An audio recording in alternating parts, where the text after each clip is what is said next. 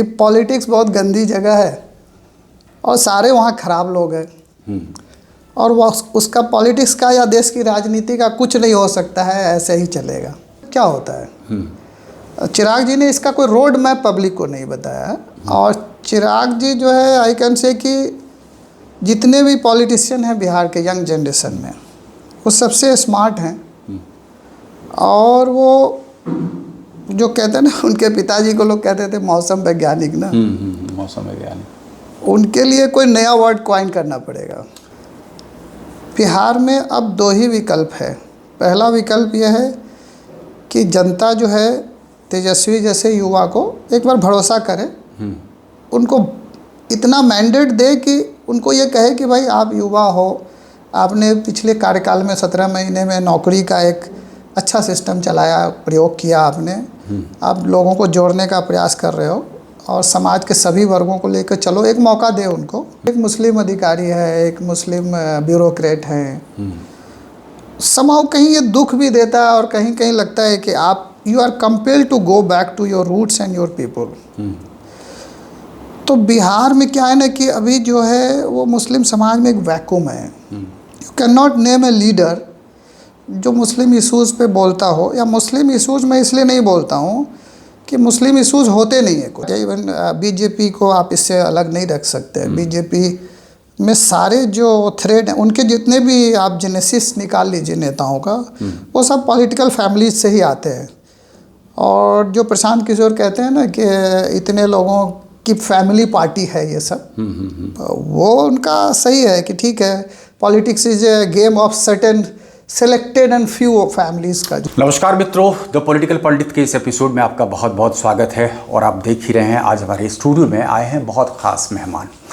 आप civil servant रहे हैं, लेकिन सोचिए समाज सेवा को लेकर के कुछ ऐसा इनके दिमाग में पनपा कि इन्होंने अच्छी खासी नौकरी छोड़ दी और अब आके बिहार में एक तरह से बस गए हैं।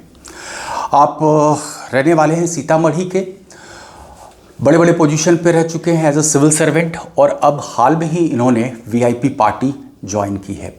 हम स्वागत करना चाहते हैं नूरुल हुदा साहब का। हुदा साहब, बहुत बहुत स्वागत है आपका हमारे स्टूडियो में और पॉलिटिकल पंडित के इस मंच से। सबसे पहले तो हम चाहते हैं कि आप हमारे दर्शकों को बताएं कि ये जो कहते हैं कि एक मैमूथ ट्रांसफॉर्मेशन कैसे हुआ। सिविल सर्वेंट रहे, बड़े बड़े पोस्ट पर रहे, आईजी रैंक के अधिकारी, एकाएक राजनीति में आने का कहाँ से विचार आ गया हुदा साहब को? देखिए, हमारे समाज में दो भ्रांतियाँ हैं। एक तो पहली भ्रांति है कि आप एक बार सिविल सर्विसेज क्वालिफाई कर लीजिए, यूपीएससी की परीक्षा पास कर लीजिए, तो आप यूटोपियन वर्ल्ड में पहुंच जाते हैं, आप स्वर्ग में पहुंच गए। यूटोपियन सही सब। और आप जो है ना, अब आपके जीवन के सारे दुख दूर हो गए और आप एकदम, आप जिसको कहते हैं ना 60 साल तक गारंटेड, आपको जिसको कहते हैं वो है कि आप। और दूसरी भ्रांति ये है कि पॉलिटिक्स बहुत गंदी जगह है और सारे वहाँ खराब लोग हैं और वह उसका पॉलिटिक्स का या देश की राजनीति का कुछ नहीं हो सकता है, ऐसे ही चलेगा। तो पहली भ्रांति ये थी कि मैं 1996 वर्ष में आया, 28 साल मैंने सेवा दी, विभिन्न पदों पे रहा, कई प्रदेशों में रहा, राज्य मतलब देश की राजधानी की सुरक्षा की बागडोर मेरे जिम्मे में रही बहुत दिनों तक। लेकिन वो आता है ना, कहते कि एक गोल्डन केज है सिविल सर्विसेज। गोल्डन केज आप कह रहे हैं इसको? एक गोल्डन केज है, लाखों करोड़ों युवाओं के लिए कहते हैं वो ड्रीम है, और आपने उसे हासिल करके छोड़ दिया, कह रहे हैं गोल्डन केज। हाँ, एक गोल्डन केज है, इसलिए मैं कह रहा हूँ कि लाखों करोड़ों युवा का आपको, हमारे यहाँ जो है ना मिसडायरेक्टेड एफर्ट्स है। जैसे हर युवा को पैदा होते ही यहाँ बताया जाता है कि सिविल सर्विसेज क्वालिफाई कर लो, आईएएस बन जाओ। बट जब आप अंदर जाते हैं ना, तब जाके पता चलता है कि आईएएस या सिविल सर्विसेज का जो ग्रुप है वो हमारे समाज से कोई अलग ग्रुप नहीं है। वहाँ भी ये सभी चीज़ें विद्यमान हैं और वहाँ भी जो है ना आपको उन सब चीज़ों से पाला पड़ता है जो आप एक आम आदमी को पड़ता है। तो ऐसा नहीं है, जो 3 चीज़ें थी सर्विसेज की, जो कि आप सिक्योर रहते थे, आपका कैरियर जो है वो रहता था, तो उसके साथ साथ जो है ना एक स्टैग्नेशन और जो है ना डाइवर्सिफिकेशन का अभाव है। स्टैग्नेशन तो है ही, डाइवर्सिफिकेशन का अभाव है। सिविल सर्विसेज का कुछ इस तरह से संरचना है ना कि अगर आप आईएएस को छोड़ दीजिए तो बाकी सर्विसेज जितनी हैं उसमें सब लोग 60 साल की आयु तक सेम काम करते हैं। ओके। और जो आपको एक सीनियर स्केल लेवल है, जैसे पुलिस में एसपी का लेवल है, इनकम टैक्स में जो कमिश्नर का लेवल है, जो आप कहते हैं कि एक बेसिक लेवल होता है, आपको 2-3 साल की सर्विस पे वो मिल जाता है। उसके बाद आप सिर्फ लोगों को कहानियाँ ही सुनाते रहते हैं। उसके बाद कोई बहुत क्वालिटी या बहुत ही क्वांटिटी ऐसा कोई वर्क नहीं है। एवरीबॉडी काउंट्स कि when I was DM, when I was SP, walking down the memory lane repeated हो जाता है। रिपीटेड तो हो ये जाता आपको पसंद नहीं था, आप चाह रहे थे कुछ मतलब तब्दीली। हाँ, मुझे वो थोड़ा सा, हाँ, मुझे लगता था ना कि जैसे लाइफ का कोई मीनिंग नहीं है वहाँ पे। एक ख़त्म हो गया था, एक स्पेस ख़त्म हो गया था। लगता था कि रिपीटेडली वही काम रोज़ कर रहे हैं। अब खास करके जो यूनिफॉर्म सर्विसेज है ना, उसमें बहुत फ्रस्ट्रेशन है। आप एसपी लेवल से ऊपर जाते हो तो डीआईजी, आईजी और डीजी, ये सिर्फ पॉलिसी इम्प्लीमेंटर कह लीजिए आप। मतलब सिर्फ पॉलिसी को, जैसे जो भी सरकार का आदेश आया या जो भी एग्जीक्यूटिव है जिसका भी आदेश आया, ऊपर से जो आदेश आया उसको इम्प्लीमेंट करते हैं, उनकी पॉलिसी को एग्जीक्यूट करना है। नो वेरिएशन ऑफ जॉब है, कोई आप आउट ऑफ बॉक्स बहुत कुछ कर नहीं सकते हैं। और बहुत ज़्यादा पॉलिटिकल इंटरफेरेंस भी है, खास करके अब जो भी सरकारें होती है, चाहे राज्य सरकार हो या केंद्र सरकार हो। That is candid acceptance should I से कि पॉलिटिकल इंटरफेरेंस बहुत होता है, बार बार ये आरोप लगता रहता है कि देखिए, हमारा जो डेमोक्रेटिक सेटअप है उसमें ये होना ही होना है, क्योंकि executives are placed under the legislative government.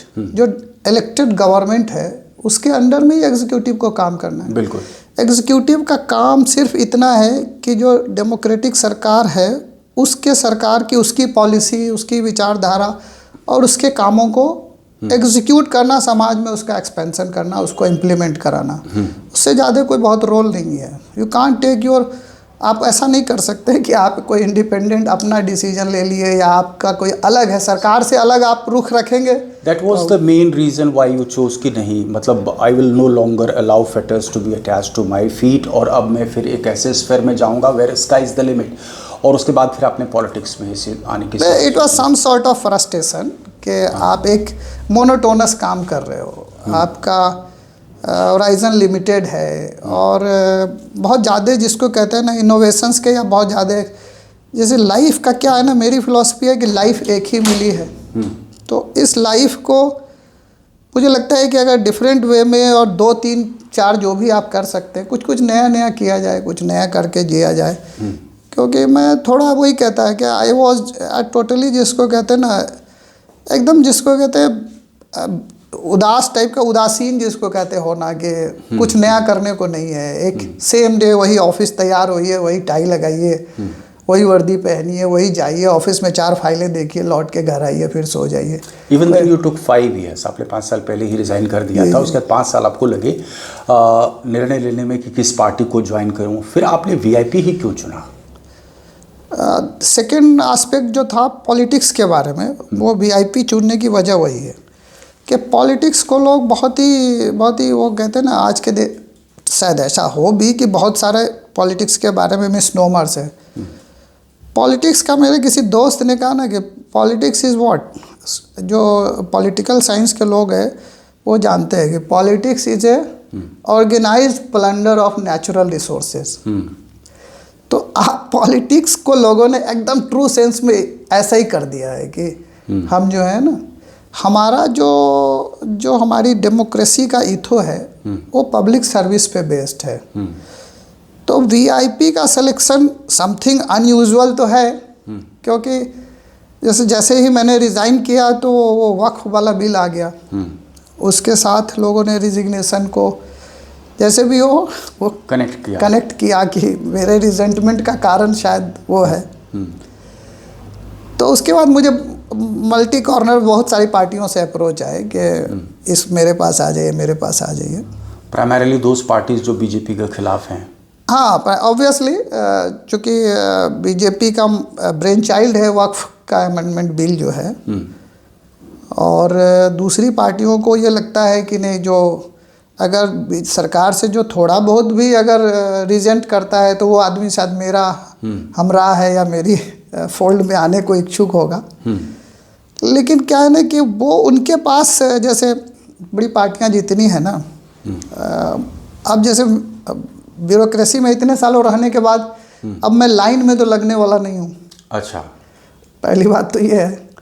दूसरा, आप जहाँ जाए और आपको वहाँ पे इक्वल जिसको कहते हैं वो नहीं मिले। पार्टियाँ आजकल सब नॉर्मली जितनी पार्टियाँ पॉलिटिकल पार्टियाँ हैं वो परिवार बेस्ड है, और सभी पार्टियाँ, कोई इसमें कोई छूटा नहीं है कि कोई पार्टी अलग है। और नॉर्मली संगठन जो है वो बहुत ही वो है। हाँ, आपके अलायंस पार्टनर तो पूरी तरह से परिवार बेस्ड ही है। सारी पार्टियाँ, इवन बीजेपी को आप इससे अलग नहीं रख सकते। बीजेपी में सारे जो थ्रेड हैं, उनके जितने भी आप जेनेसिस निकाल लीजिए नेताओं का, वो सब पॉलिटिकल फैमिलीज से ही आते हैं। और जो प्रशांत किशोर कहते हैं ना कि इतने लोगों की फैमिली पार्टी है ये सब, वो उनका सही है कि ठीक है, politics is A game of certain selected and few families का। उसके बाद एक सच्चाई तो ये भी है ना, आप देख रहे हो खास करके क्षेत्रीय दलों में ऐसी स्थिति ही, अगर विद इन द फैमिली जो कहते हैं ना कि वो पावर अगर ट्रांसफ़र नहीं किया गया, in the rain of the party अगर नहीं शिफ्ट किया गया, तो पार्टी की बड़ी ख़राब स्थिति हो जाती है। अब देख लीजिए आप टीएमसी की क्या स्थिति हो रही है, या फिर ऐसी दूसरी भी अभी जदयू की क्या स्थिति हो जाएगी अगर कोई उत्तराधिकारी नहीं घोषित होता है, या मायावती की पार्टी की क्या स्थिति हो गई। देखिए, राजनीति में क्या है ना कि मेरा दो चीज़ों में बहुत स्पष्ट विश्वास है कि एक थियोलॉजिकल स्टेट नहीं चल सकता है।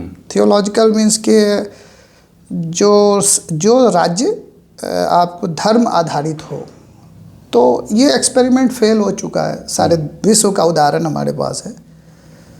और दूसरा परिवारवाद है। परिवारवाद में क्या है ना कि डेमोक्रेसी और परिवारवाद एक दूसरे के पूरक नहीं है। कांग्रेस की सबसे बड़ी दिक्कत जो हुई है वो ये हुई है कि कांग्रेस ने, जैसे क्या ना आरोप है उन पे कि वो बियॉन्ड गांधी नहीं देखते हैं, मूव नहीं कर पा रहे हैं। और गांधी कांग्रेस के लिए ज़रूरी है, लेकिन उन्होंने बीजेपी का मतलब जो बीजेपी का जो मेन अटैक था उन पे, उसका उन्होंने जो है ना मेरिट से मुकाबला नहीं किया। ठीक है, ये बड़ी बात कह रहे हैं। हाँ, उन्होंने त्याग दिया। कांग्रेस पार्टी का त्याग जो है ना अनकाउंटेड है, अनअकाउंटेबल है। पूरी फैमिली उनके देश के लिए कुर्बान हो गई। और नेहरू जी, इंदिरा जी और स्वयं राजीव गांधी जी और इन सब का, उनके त्याग के सामने उस पार्टी का कमिटमेंट, कांग्रेस को इसको काउंटर करना चाहिए था इंडिविजुअल कमिटमेंट से। बल्कि जैसा प्रतीत हो रहा है कि in fact BJP successfully manage to put all together different narrative. Congress का जिक्र आज की तारीख में होता है तो मल्टीपल स्कैम्स, हाँ, जो कनेक्शन वही ड्रॉ हो रहा है, कोनोटेशन वही ड्रॉ हो रहा है। देखिए, वही कांग्रेस कहीं ना कहीं जो है ना, बीजेपी के जो एलिगेशंस है परिवारवाद वाले जैसे, उसको मेरिट से काउंटर करने में कांग्रेस पीछे रह गई। दूसरा, कांग्रेस ने जितने भी, जैसे बीजेपी ने जो भी आरोप लगाए या बीजेपी के प्रॉक्सी लोगों ने जो भी एजिटेशन चलाया, 2G, कोल स्कैम, CWG घोटाला, बहुत मल्टीपल लगाया, उन सब का परिणाम आपको मालूम है। किसी एक इंडिविजुअल को भी उसमें सजा नहीं हुई, सारे केसेस बरी हो गए। डी राजा यहाँ तक कि दोबारा चुन के आ गए पार्लियामेंट में और he is free from all charges. Coal scam भी कुछ नहीं हो पाया उसमें। तो ये जो फिक्सियस और ये जो एक कांग्रेस के खिलाफ करप्शन का जो आडंबर खड़ा किया गया था, वो कहीं भी एस्टैब्लिश नहीं हो पाया न्यायिक प्रक्रिया में। लेकिन दिक्कत ये है कि कांग्रेस नैरेटिव सेट हो गया, हाँ, नैरेटिव बन गया बीजेपी मीडिया से। बिहार के संदर्भ में हमको और स्पष्ट आप करेंगे कि बिहार के संदर्भ में तो ऐसी स्थिति नहीं है, यहाँ तो सजा याफ्ता हो गए, and you have been barred from contesting elections. इसके बावजूद वीआईपी अगर अलायंस में उतर रही है राजद के साथ। हालांकि थोड़ा सा यहाँ पर मैं जिक्र आपको करना चाहूँगा कि उस प्रेस कॉन्फ्रेंस का हिस्सा मैं भी था, मौर्या होटल में जो प्रेस कॉन्फ्रेंस था, और मुकेश सहनी उस पाले से छिटक करके, अभी जिस पाले में इससे छिटक करके वो एनडीए के खेमे में गए थे। देखिए, मैं वही कह रहा हूँ कि राजनीति जो है ना, वो टाइम इज़ नाउ के कंसेप्ट पे चलती है। सबसे पहले जो वो प्रेस कॉन्फ्रेंस की जिसकी वो बात कर रहे हैं, उसमें मुकेश सहनी जी की ये फीलिंग है कि उसमें उनको ड्यू इम्पोर्टेंस नहीं दिया गया और उनकी बात भी ना की गई। उस प्रेस कॉन्फ्रेंस में उनकी बात भी नहीं हुई और उनको सुना भी नहीं गया। तो वहाँ से वो वॉकआउट करके चले गए। वॉकआउट के बाद जो नेचुरल बनता था वो यही बनता था कि जो एनडीए खेमा है, दूसरा खेमा में आप जाएंगे जो आपको बुला रहा है। वो वहाँ गए, वहाँ से उनको फिर से धोखा मिला। उनके सारे मेंबर्स छीन लिए गए, खरीद लिए गए, फिर वो अकेले रह गए। तो बंदे ने तो इतनी मेहनत की और बंदे ने इस तरह से अपने आप को मतलब रीअसेस करके रीऑर्गेनाइज किया, रिकैलिब्रेट किया कि आज वो बंदा अपने समाज का कम से कम जो भी 10% जो एक ग्रुप है, निषाद, बिंद, मल्ला और जितने केवट, इन सब जातियों का नेता तो बन गए ना वो। तो एक 10% का वोट मानी रखता है, क्योंकि नीतीश जी पिछले 20 साल से 3% वोट के साथ मुख्यमंत्री बने हुए हैं। तो ये देखिए बड़ी दिलचस्प बात है ना बिहार की राजनीति में कि बहुत कहते हैं कि एक नॉमिनल वोट शेयर लेकर के भी आप किंग मेकर की भूमिका में आ जाते हैं। तो मुकेश सहनी भी आपको लग रहा है कि इस बार किंग मेकर की भूमिका में रहेंगे? क्योंकि चुनाव देखिए बहुत दिलचस्प होने वाला है 2025 का, बहुत कुछ निर्धारित करेगा। लोग तो यहाँ तक कयास लगा रहे हैं कि नीतीश कुमार का अंतिम चुनाव है और 25 के बाद शायद मुख्यमंत्री रह भी पाएंगे या नहीं रह पाएंगे। देखिए, इसमें पहले तो मुकेश सहनी जी की बात मैं बताता हूँ कि अगर मेरे जैसा व्यक्ति जिसको भगवान ने कम से कम इतनी सोच समझ दी है कि मैं अपने अगले मूव को जज कर सकूं, अगर मैंने मुकेश सहनी जी को ज्वाइन किया है तो उसके पीछे मेरी बहुत सोच होगी, सोची समझी रणनीति होगी, ज़रूर होगी। उसी तरह हमारे पार्टी में एक और बीके सिंह साहब हैं, वो दिल्ली पुलिस में थे और दिल्ली पुलिस से रिटायर्ड हैं वो भी। तो अनदर आईपीएस ऑफिसर, दो हम लोग तो, और आने वाले दिनों में कुछ और बड़े बड़े लोग समाज के आ रहे हैं। तो मुकेश सहनी जी का इम्पोर्टेंस आप इसी से लगा सकते हैं कि ही is a man of reckoning. वो आदमी बहुत जीवट है। वो तो मैंने देख भी लिया था पिछली बार, तो जो है वो तस्वीरें बहुत वायरल हुई थी, कभी मछली खाते हुए तेजस्वी जी के साथ हेलीकॉप्टर पे, इतनी यात्राएं दोनों की साथ हुई। तो और तेजस्वी यादव बाकी तो नेताओं के साथ नहीं नजर आए, दूसरे अलायंस पार्टनर्स के साथ नजर नहीं आए। वैसी तस्वीर मैंने कभी भी राहुल गांधी के साथ नहीं देखी तेजस्वी यादव की, लेकिन मुकेश सहनी तो that way is very prominent, very close to Tejashwi Yadav. मान लिया जाए कि ये बिल्कुल एकदम सीमेंटेड टाइज है, this is like going to the polls, जो अभी वर्तमान स्थिति है इंडिया गठबंधन की। हालांकि इंडिया गठबंधन तो मुझे लगता है कि सिर्फ बिहार में ही अब है, बाकी जगह से तो कम्प्लीटली वाइप आउट हो चुका है। नहीं, आने वाले चुनाव तक तो आई कैन से कि ये सीमेंटेड है। और चुनाव के बाद का परिदृश्य तो ना मैं जानता हूँ, ना आप जानते हैं, ना कोई नहीं जानता है उसको। But there is one irritant, एक इरिटेंट फैक्टर अक्सर मतलब कयास लग रहा है कि Mukesh Sahani is overambitious. और कई जगह से तो ये भी खबरें निकल करके आई कि उनकी एक्सपेक्टेशन है कि हम उप मुख्यमंत्री बनेंगे, कम से कम 60 सीटें लेंगे। इधर आप दूसरी तरफ देख रहे हैं कि कांग्रेस की भी पोस्टरिंग चल रही है, कन्हैया कुमार पद यात्रा कर रहे हैं। पॉलिटिक्स जो है ना, प्योरली विजन, ऑप्टिक्स और एम्बिशियस होने का मतलब नाम है। तो इसमें कोई बुराई नहीं है। अगर 60 would be too much. 60 is a demand, okay, but alliance में जब तय होगी तो we will get a substantial number. 60 is a demand, respectable number मिलेगा। चुनाव में वॉकआउट हुआ था, वैसी स्थिति इस बार आपको नहीं लग रही? मतलब वो तो मतलब it will not come never. कभी भी वो ऐसा नहीं होगा कि वॉकआउट की स्थिति होगी। वो पूरी अंडरस्टैंडिंग है। हमारी 60 की हमारी डिमांड है। हमारी डिमांड पे हमारे जो अदर पार्टनर्स हैं वो एक सब्सटेंशियल नंबर पे एग्रीड हैं, एग्रीड होंगे। और जहाँ तक डिप्टी सीएम का बात है, वो विथ कॉन्फिडेंस एंड विथ जिसको कहते हैं तेजस्वी जी का भी विश्वास है और अदर अलायंस पार्टनर्स का भी विश्वास हम लोगों पे है। तो we are going to be a major player to make the new government in Bihar. और तेजस्वी जी, ऑफकोर्स तेजस्वी जी के नेतृत्व में ही सरकार बनने जा रही है। तो उसमें कांग्रेस अभी स्पष्ट नहीं कर रही है ये पोजीशन अपना। कांग्रेस की तरफ से इस तरह का कोई बयान नहीं आया। कांग्रेस, बल्कि आपने देखा होगा हाल में कांग्रेस के पूरे नेतृत्व का जो है परिवर्तन हो गया है। यहाँ पर कहीं कोई सिंक्रोनाइजेशन नहीं है उनकी एक्टिविटी में। लालू को आखिर क्यों पसंद होगा कि कन्हैया कुमार यहाँ पर पदयात्रा कर रहे हैं? नहीं नहीं, कांग्रेस के जितने मूव्स हैं, जितने एक्शन हैं, मुझे लगता है यू मस्ट अप्रिशिएट देम, क्योंकि राजेश राम जी को लाना वो बहुत बड़ा मास्टर कार्ड है उनका। और 19% को साधना भी तो ज़रूरी है। अभी तो आप सुन ही रहे हैं ना कि तेलंगाना मॉडल की बात करते हैं राहुल गांधी, यहाँ पर आते हैं तो एक तरीके से पदयात्रा करते हैं, लेकिन जिक्र तेजस्वी यादव का नहीं होता है, मिलने की भी कोशिश नहीं करते हैं। नहीं, राहुल जी राष्ट्रीय नेता है। हाँ। और राष्ट्रीय नेता वो अपने कार्यक्रम से चलते हैं। वो तेजस्वी जी को कोई अंडरमाइन करना उनका उद्देश्य नहीं है। उनका उद्देश्य है कि कांग्रेस एक राष्ट्रीय पार्टी है। तेजस्वी जी और हम सभी, मुकेश सहनी जी भी यही कहते हैं कि आप राष्ट्रीय पार्टी हो, हम आपको लोकसभा में रिक्वायर्ड नंबर देंगे। अगर पिछली बार नीतीश जी नहीं थोड़ा बहुत विचलित होते, हाँ, तो जो हमारे संयोजक थे वही गड़बड़ा गए। नहीं तो इस बार तो सरकार बननी नहीं थी मोदी जी की। तो हमारा कमिटमेंट कांग्रेस से वही है कि आप राष्ट्रीय पार्टी हो, और जो क्षेत्रीय दल की प्रभुता है और क्षेत्रीय दल का जो अपकमिंग वो है, जो बिकॉज सन ऑफ सॉइल का कॉन्सेप्ट हर जगह है, कोई नई बात नहीं है। अमेरिका में आप देखेंगे तो 50 राज्य हैं। हाँ, सन ऑफ मल्ला, तो वो सन ऑफ मल्ला वो बिकॉज सन ऑफ सॉइल का ही कंसेप्ट है वो, कि उसी का एक्सटेंशन है कि भाई वो अपने लोगों के नेता हैं तो ऑब्वियसली दूसरे लोग भी उनको रिकॉग्नाइज करेंगे।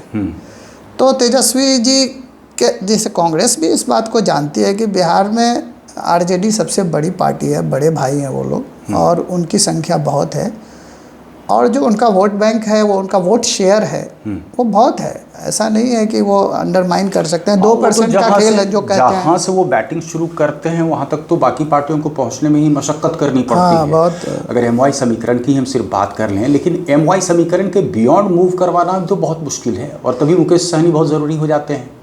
नहीं, ये हाँ, ऑब्वियसली मुकेश सहनी जी की ज़रूरत वहाँ पे, इसलिए अब मुकेश सहनी जी के आने से ये फॉर्मिडेबल कम्बिनेशन है। फॉर्मिडेबल आपको लग रहा है? हाँ, बहुत फॉर्मिडेबल है। और दूसरी बात यह कि मुकेश सहनी जी को हर पार्टी चाहती है। 2020 के चुनाव के नतीजे आपने देखे होंगे, तो बड़ा बहुत फ्रेजाइल मैंडेट था एक तरीके से, और जो आप देख रहे होंगे कि अधिकांश सीटें ऐसी थीं जिसमें कि जीत का फासला बहुत कम था। हाँ, तो Mukesh Sahani razor thin margin. हाँ, तो उस परिस्थिति में आप सोच लीजिए कि मुकेश सहनी जी के 10% वोट का, मोर देन 10%, आप छोटी छोटी जातियों का अगर एक क्लब बना लें, एक समूह बना लें, तो इनका कितना महत्व हो जाता है। तो ऑब्वियसली इनका एम्बिशियस होना, डिप्टी सीएम का अनाउंसमेंट करना, और अपने आप को बहुत ही कमिटेड और लीड पार्टनर के रोल में रखना कि हम हर जगह आरजेडी और तेजस्वी जी को नेतृत्व देने के लिए, उनके नेतृत्व में सरकार बनाने के लिए, और उनके साथ डिप्टी सीएम बन के चलने के लिए एकदम रेडी है। And this over ambition of Mukesh Sahani, और for that matter mister Hooda, is to be accommodated at the cost of the Congress within the India alliance. You agree with it? Congress party पिछली बार 70 सीटों पे लड़ी थी। हाँ। और उनकी रणनीति यह है कि मुझे स्ट्रॉन्ग और विनिंग सीटें को लड़ना है, रिसोर्सेज वेस्ट नहीं करने हैं, वोट्स का कन्फिगरेशन को ध्यान में रखना है। तो कांग्रेस बहुत रैशनल डिमांड के लास्ट दिन तक जो है वो कैंडिडेट का पता नहीं था, ऐसी भी स्थिति हाँ, थी। लास्ट टाइम इस बार तो उन्होंने जो है क्या किया है कि हर सीट से पहले से ही कैंडिडेट्स के नाम मंगाने शुरू कर दिए, QR कोड जारी कर दिया है उन्होंने। और कांग्रेस का ग्राउंड पे वर्क भी चल रहा है, उनका सर्वे चल रहा है, उनकी टीमें हर जगह लगी हुई है। कांग्रेस ने बहुत अच्छी स्ट्रैटेजी रखी है कि हमारी विनेबिलिटी होनी चाहिए।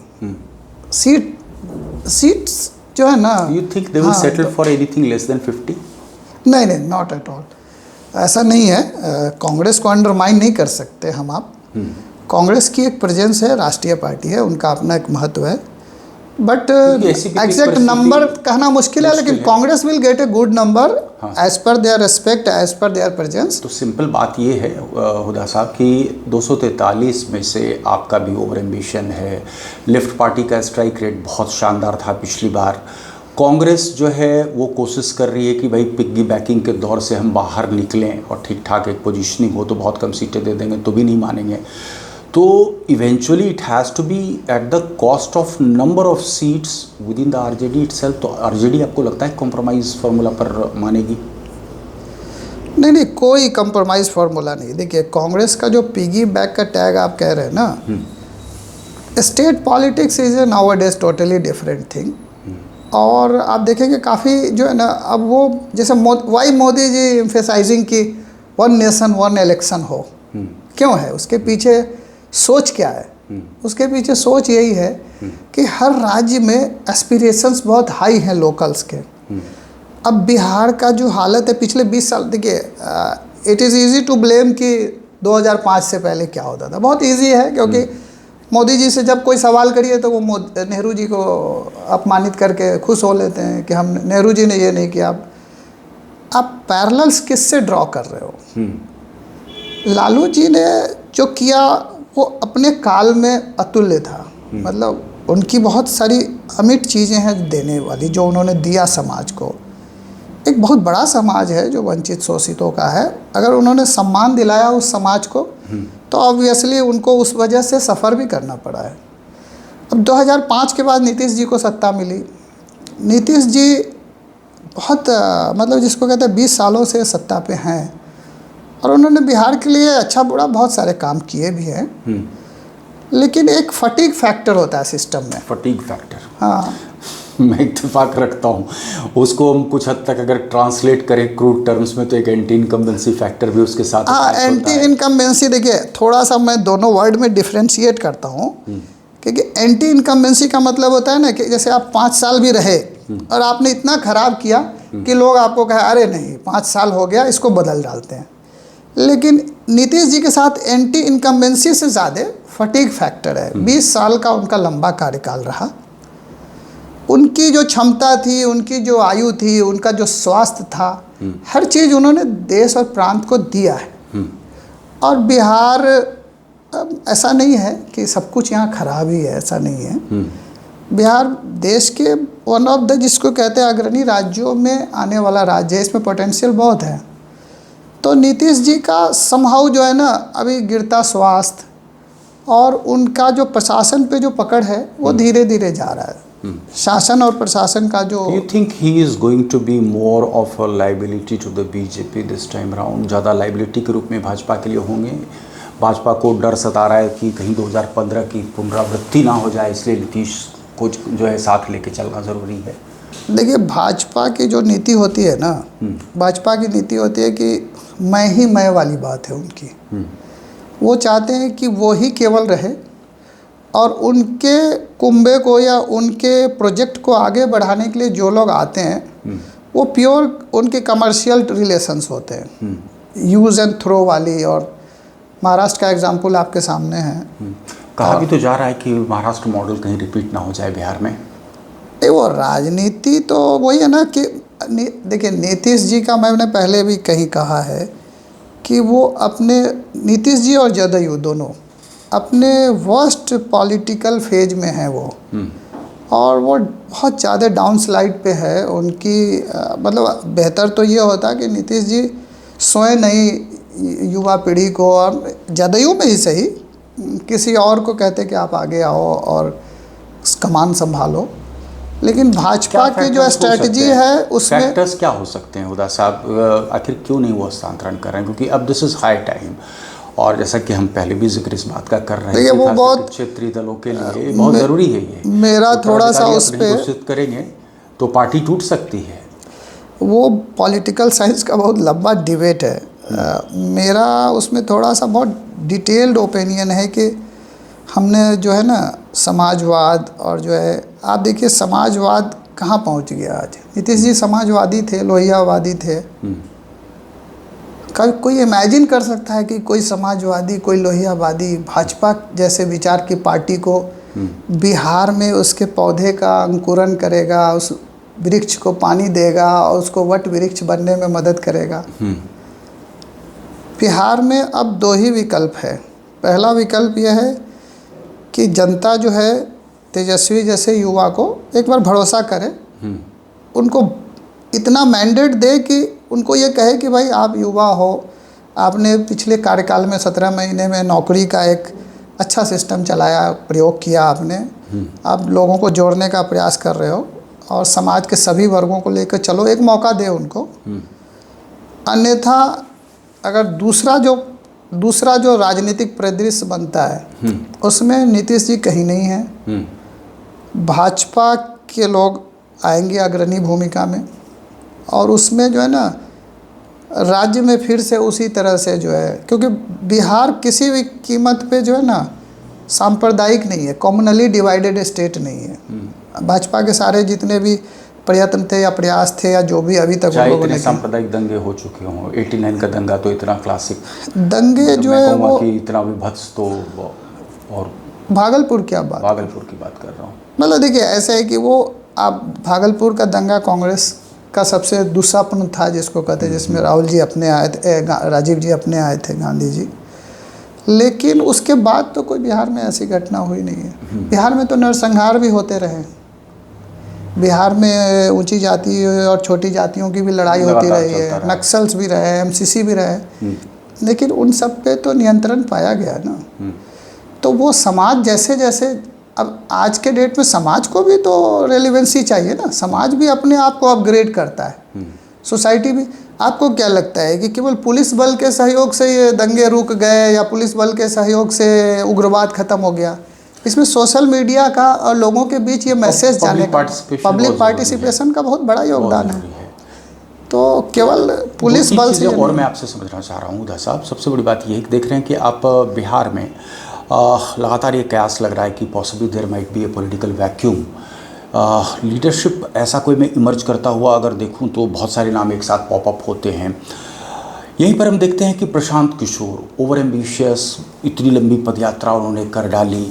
आपको क्या लगता है कि प्रशांत किशोर की पार्टी, उसमें अभी जो है आरसीपी साहब ने, one time close friend of Nitish Kumar, close confident man Friday कह लें, उन्होंने अपनी पूरी पार्टी मर्ज कर लिया। आपको लग रहा है कि कोई फॉर्मिडेबल फोर्स के रूप में प्रशांत किशोर जी की पार्टी जनसुराज वो उभर करके आएगी, या सिर्फ आपको लगता है कि वो वोट कटवा की भूमिका में ही रह जाएगी? प्रशांत किशोर जी जो है ना बहुत ही क्वालिफाइड आदमी हैं। वो उन्होंने अपना जो इलेक्शनियरिंग कहते हैं या जो बूथ मैनेजमेंट है, जो भी है, डाटा एनालिटिक्स के आधार पे डाटा से खेलने का उन्होंने अपना लोहा मनवाया है, उसमें कोई डाउट नहीं है। लेकिन क्या है ना कि वो गांधीवादी कहते हैं कि हम गांधी जी के उस पे पद चिन्हों पे चल रहे हो। गांधी जी को गांधीवाद और देश को आज़ाद कराने के लिए पैसे की ज़रूरत नहीं थी। प्रशांत किशोर जी का जो पंप एंड शो है ना, वो कहीं ना कहीं लोगों को चुभता है। अभी आपके पहले मैं राजेश राठौर साहब से बात कर रहा था, कांग्रेस के प्रवक्ता हैं, वो खास तौर से कहते हैं भाई कि वो तो एक असाइनमेंट का 500 करोड़ डिमांड करते हैं, तो वही एक डिटैच इस्टेब्लिश करता है उनके साथ। लेकिन इसके बावजूद देखिए क्या है कि उपचुनाव के नतीजे आपको स्मरण में याद दिलाना चाह रहा हूँ। उपचुनाव में अगर 10% वोट शेयर उनकी पार्टी को आता है, जो एकाएक उन्होंने डिसीजन लिया कि चुनाव मैदान में उतरना है, तो आपको नहीं लग रहा है कि 2025 के चुनाव में शायद परफॉर्मेंस उससे अगर बेहतर हुआ तो उसका सबसे बड़ा खामियाजा इंडिया गठबंधन को ही भुगतना पड़ेगा? नहीं, मैं उल्टा सोचता हूँ। प्रशांत किशोर जी के बढ़ते कुंभे से, जैसे आरसीपी सर आए और भी कई लोग आएंगे, दूसरी तरफ आनंद छोड़ के जा रहा है, तो आनंद अभी गया या कल गया, जब गया बीजेपी से उसको बुला रहे हैं लोग, या बुलाएंगे या फिर से धोखा देंगे भगवान जाने।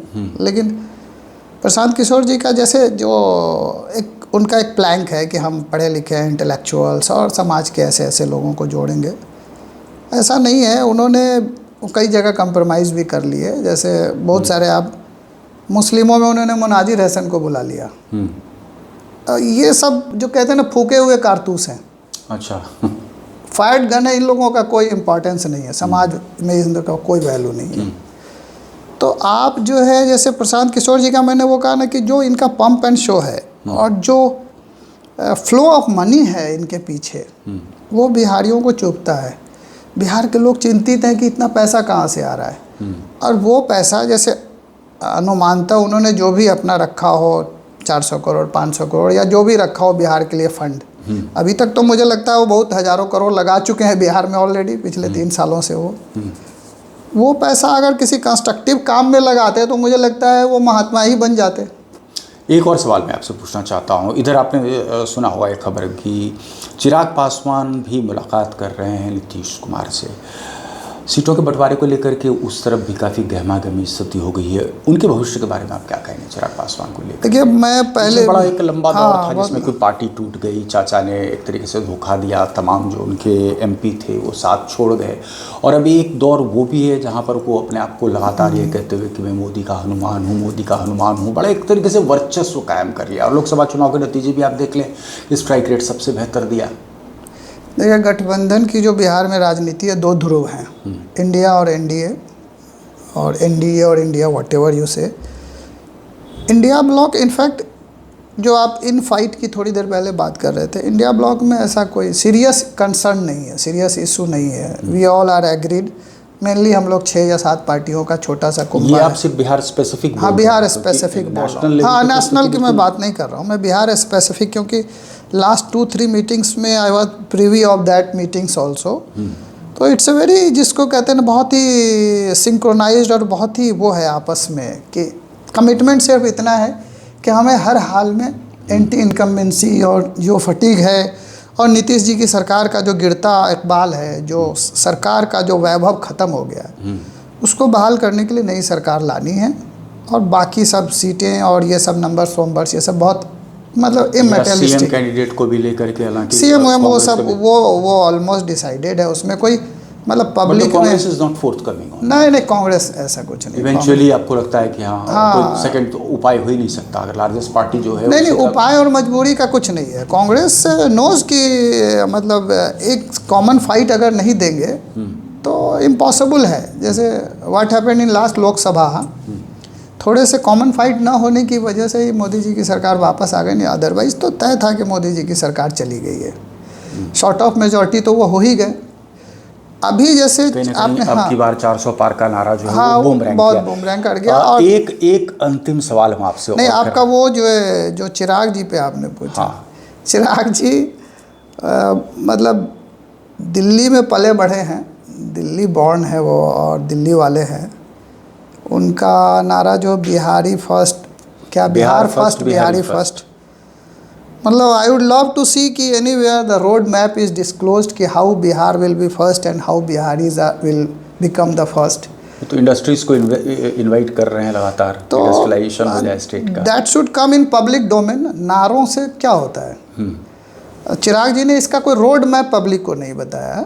और चिराग जी जो है, आई कैन से कि जितने भी पॉलिटिशियन हैं बिहार के यंग जनरेशन में, वो सबसे स्मार्ट हैं। और वो जो कहते हैं ना, उनके पिताजी को लोग कहते थे मौसम वैज्ञानिक ना, मौसम वैज्ञानिक, उनके लिए कोई नया वर्ड क्वाइन करना पड़ेगा। लेकिन आपको नहीं लग रहा है कि ये कुछ बेहतर मौसम वैज्ञानिक हो गए? इनको पता था, देखिए एमिट्स एडवर्सरीज भी इन्होंने अपना निर्णय इस नहीं, ही इज जिसको कहते हैं ना, यादव तो बार बार बुला रहे थे, he is a friends of good weather, जिसको कह लीजिए ऑल टाइम फ्रेंड है। हाँ। जो सत्ता में है, तो तेजस्वी यादव जी बुला रहे थे, वो सब तो बातें भी। चिराग जी वहीं रहेंगे जहाँ सत्ता सुख रहेगा, जिस गठबंधन में उनको लाभ रहेगा। और लोकसभा में जो 5 सीटें आई है, वो लोकसभा के वो पोलिंग टोटली अलग होते हैं। विधानसभा में आप देख लीजिए, उनकी पार्टी का रामविलास जी जब जीवित थे तो उनके समय में जो 29 सीट्स आए थे, आज वो पार्टी 0 नंबर पे है। और 0 नंबर की पार्टी 50 सीट क्लेम कर रही है, सिर्फ इसलिए कि मुझे 50 नहीं दोगे तो तुम्हें हरा देंगे। नीतीश जी को थ्रेटनिंग दे रहे हैं ना कि अगर मुझे 50 नहीं दिया तो पिछली बार तो आपको 43 पे लाए थे, इस बार आपको 13 पे ले आएंगे। और वो एक बड़ा कारण बना था कि नीतीश कुमार ने फिर से पलटी मार दी थी। हाँ, वो एक बहुत बड़ा इशू था। Where does mister Hooda see himself 5 years down the line? राजनीति में एंटर किए हैं, बड़े बड़े दिग्गज हैं आप, तो कहिए कि एक ट्रैक रिकॉर्ड लेकर के आए हैं कि आपने एज ए सिविल सर्वेंट वहाँ डिलीवर किया है। राजनीति is all together different ball game. You think you will be able to take to politics like duck takes to water? देखिए, मेरी लाइफ बहुत कंटेंटेड रही है। मैं बहुत खुश रहा हूँ अपने जीवन में। ईश्वर ने मुझे बहुत कुछ दिया।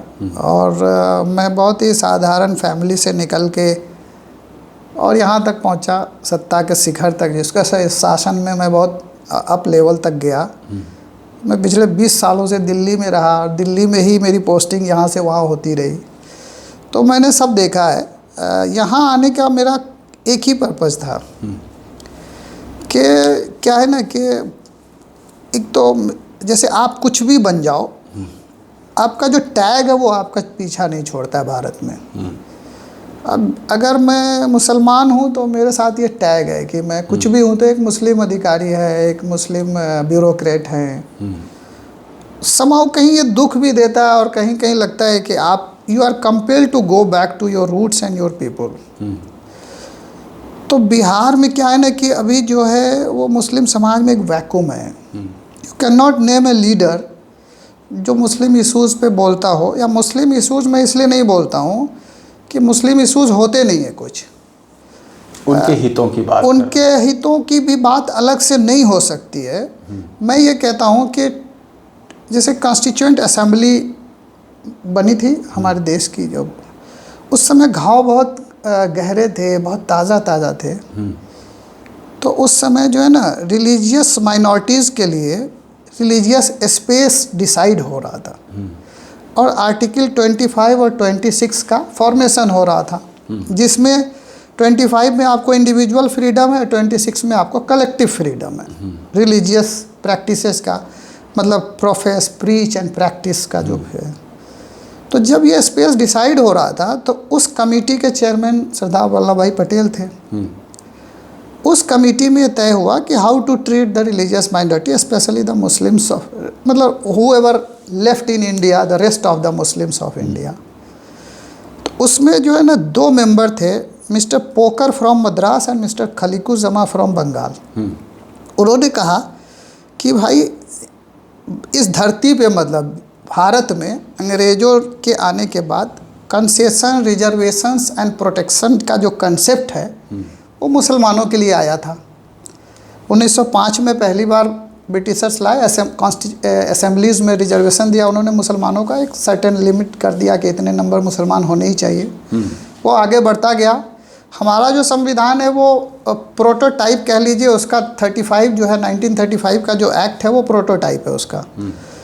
तो ये हुआ कि भाई मुसलमानों को रिजर्वेशन तो मिलना ही चाहिए, क्योंकि हमें तो आज़ादी से पहले 1905 से मिल रहा है और आप 1950 में ये डिसाइड कर रहे हो, तो हमें तो आप रिजर्वेशन रखो ही।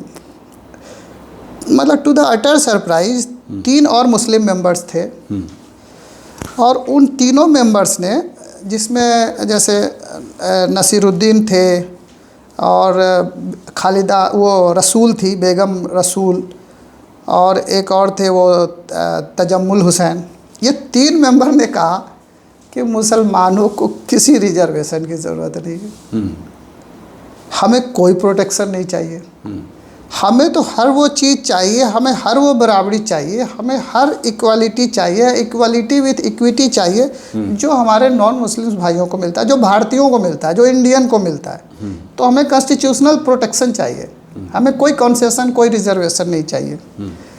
इस बात पे सरदार पटेल, नेहरू और जो है ये कहते हैं पंत साहब, गोविंद बल्लभ पंत साहब, इन तीनों ने इतनी क्लैपिंग की। और आप सरदार पटेल का आर्काइव में जाके स्पीच सुन सकते हैं। जब 25 और 26 मई को 1949 को ये रिजोल्यूशन एक्सेप्ट हो रहा था, तो सरदार पटेल ने असेंबली से कहा कि hereby I give the 2 commitments to the nation. First, Muslims should believe the fairness and the other the non-Muslims of the India who will take care of them. And second, हिंदुओं से कहा कि you should feel कि आपके जो Muslims भाई हैं, अगर उनके साथ जो ट्रीटमेंट हो रहा है वो आपके साथ हो तो आपको कैसा लगेगा। तो he has given A commitment कि हम इंक्लूसिव ग्रोथ कराएंगे इंडिया का with the election equality with the all citizen of the India and each and every growth of India. इसको एक विडंबना के रूप में आप देखते हैं कि देखिए मुसलमानों को लेकर के राजनीति तो इस देश में बहुत ज़्यादा हुई, एक वोट बैंक के अलावे मुसलमानों को और कुछ नहीं समझा गया, और जो स्थिति आज की तारीख में है खास करके मुस्लिम समाज में, जिस हिसाब से गरीबी है, इलिटरेसी, एक विशेष साइकिल में वो फंसे हुए हैं, तो कहीं ना कहीं सिर्फ उनका बेजा इस्तेमाल हुआ है। समहाउ आप सही है, लेकिन मैं यही कहना चाह रहा हूँ कि एक बड़ी आबादी है, एक बड़ा वोट प्रोपोजल, आप वोट में उसको काउंट मत करिए, आप पॉपुलेशन परसेंटेज में उसको देखिए कि वो एक आपका बड़ा समाज का बड़ा हिस्सा है। अगर हमारी पॉलिसीज़ और हमारे इनएक्शन कह लीजिए या हमारे डिस्क्रिमिनेशन से वो समाज छूट रहा है या कहीं ये रहा है, तो हम उसको हिंद महासागर में तो फेंक नहीं सकते। बिल्कुल नहीं फेंक सकते। वो हमारे जो कास्ट बेस्ड सेंसस की बात हो रही है, आपको लग रहा है कि प्रॉपर इन्यूमरेशन हो पाएगा of various caste within the Muslims, और उसके बाद फिर अकॉर्डिंगली पॉलिसीज एंड प्रोग्राम्स इस तरीके के डिज़ाइन कर पाएगी सरकारें, ताकि वो जो बिल्कुल सबसे नीचे पायदान पर है उसका भी एक तरीके से उत्थान हो जाए, संभव होगा? या you think that this is with a larger design, कि जैसे कि हिंदू में कास्ट सिस्टम की वजह से एक वेज पड़ गया, वैसे ही मुस्लिम में भी कास्ट सिस्टम को एक तरीके से उजागर करके एक वेज डालो, ताकि कंसोलिडेटेड वोट बैंक कभी ना रह सके? व्हाट डू यू सी, इसको किस तरीके से आप लेते हैं? देखिए, this is my last question. नहीं, देखिए, हिंदूज़ में क्या है ना कि हिंदूज़ में कास्ट सिस्टम की सीमेंटिंग करने के लिए बहुत सारे एफर्ट हुए, लेकिन अनफॉर्चुनेटली ये एफर्ट नहीं हो रहा है उनके यहाँ हिंदू समाज में कि कास्ट सिस्टम को ख़त्म किया जाए, और Bhajpa is equally and more blamed for this. उन्होंने एक, अब जब से देखिए, आप जब से मोदी जी आए 2014 से, हर जगह हर राज्यों में जाके वो सिंबॉलिज्म करते हैं कि हम वोक्का लीगा का मीटिंग कर देंगे, तो हम पेरियार समाज को ये कर देंगे, तो हम जो है यूपी में फलाना समाज को उठा देंगे, फलाना समाज का मौर्या को डिप्टी सीएम बना देंगे। उन्होंने एक्चुअली इसको खाद पानी दिया है। देखिए, जो आरएसएस की आइडियोलॉजी है, maybe they are trying कि हिंदूज़ एक हो जाए, हिंदूज़ एक प्लैंक पे आ जाए, लेकिन उसमें एफर्मेटिव एक्शन क्या हुए हैं? अगर समाज सुधार की बात है तो मतलब इट इज़ ऑलवेज वेलकमिंग कि समाज में कोई कास्ट न रहे, और उसके लिए ना तो कोई लेजिस्लेशन है, एक प्रोटेक्टिव लेजिस्लेशन है किसके लिए? दलितों के लिए, कि वो उनको आप टच नहीं कर सकते हैं, उनके साथ आप मिसबिहेव नहीं कर सकते, वो एक प्रोटेक्टिव लेजिस्लेशन उनको दिया गया। लेकिन simultaneously there is no affirmative legislation for the forward caste कि you have to accept these people, you have to get married to these people, simultaneously they have to get married with your caste plateau को तोड़ने के लिए हमारे लोग allow ही नहीं करेंगे इसको, हमारा समाज बटा हुआ है। साइमल्टेनियसली आपका मुस्लिम वाला जो समाज है, मुस्लिम समाज में क्या है ना कि कास्ट केवल और केवल इसलिए एग्जिस्ट कर रहा है कि वहाँ लोग जो है अपने आप को एक उसमें जो समाज का एक, जिसको कहते हैं ना, एक ब्रैकेट में बिहेव करते हैं कि ये उस कास्ट से चला आ रहा है ट्रेडिशनली, लेकिन अदरवाइज शादी ब्याह, equality, common function, social ethics, वो सब में अगर कोई मुसलमान कास्ट और भेदभाव करता है इस आधार पे, तो वो मुसलमान हो ही नहीं सकता है। So I think it is with utmost clarity that you have put forth your ideas on n number of subjects, और हम उम्मीद करेंगे उदय साहब कि आने वाले दिनों में जो है, खास करके अब चूँकि बिहार की राजनीति बहुत गरमाएगी, कई बार करवटें भी लेगी यहाँ की राजनीति, तो हम उम्मीद करते हैं कि आप हमारे स्टूडियो में रेगुलर आते रहेंगे और हमारे दर्शकों को संबोधित करते रहेंगे। हम तमाम प्रश्न आपसे लगातार लेते रहेंगे, और राजनीति में आपको हमारी तरफ से बहुत बहुत शुभकामनाएं। धन्यवाद आपका हमारे स्टूडियो में आने के लिए। तो पॉलिटिकल पंडित के इस एपिसोड में आज के लिए बस इतना ही, लेकिन मित्रों, आपसे आग्रह करूँगा कि अभी तक इस चैनल को आपने लाइक और सब्सक्राइब नहीं किया है, बेल आइकन को प्रेस नहीं किया है, तो अभी कर लें। बहुत बहुत धन्यवाद आपका।